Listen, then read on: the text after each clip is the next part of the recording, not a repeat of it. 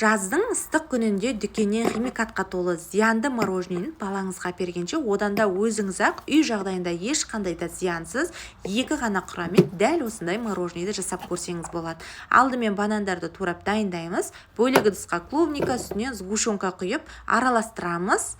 Бізде три желаниянікі жақсылап блендерлеп езіп алғаннан кейін енді контейнерге құямыз. Бізде осындай әп-әдемі қып-қызыл болып шығады.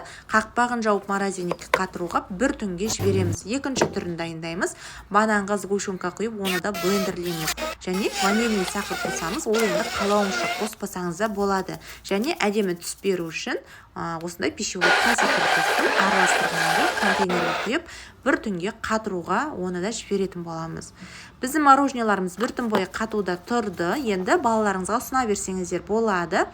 Міне құрамы осындай тап-таза, ешқандай зиянсыз мороженеді. Небәрі 2